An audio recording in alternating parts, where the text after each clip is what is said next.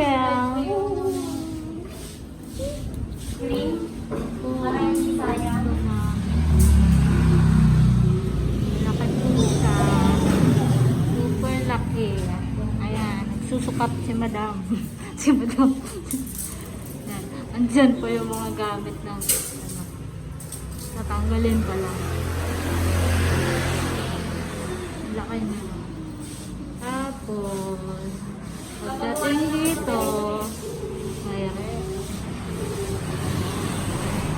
May kwarto siya. Yan ang kwarto. Ito ang mesa. Ayan. Magiging mesa.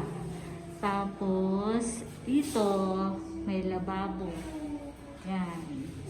Hindi ba kasi siya? May tindahan. May CR. Huwag na natin tingnan ang CR. Kasi, di pa nalilinis. Tapos, ito ang kwarto. Walang laman. Diba, ang laki? Ang laki ng kwarto niya. Wow. Lawak. Ayan. Ayan siya. Aray ko! Ayan, pag ganon, sa labas ng kwarto. Ayan ang lababo.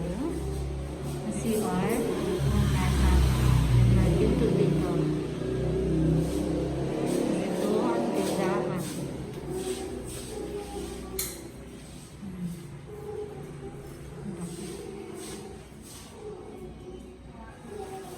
Ito mo magagawa mo na dito. Yun ang hindi ko alam. Hindi ako marunong sa sukat-sukat din. Ano akong tatanungin dyan? Si Kuya mo, tanungin mo, magaling siya. Ayan, ayan siya. Anak ko. Ayan. Ito ang labas. May paharang kasi may batang makulit.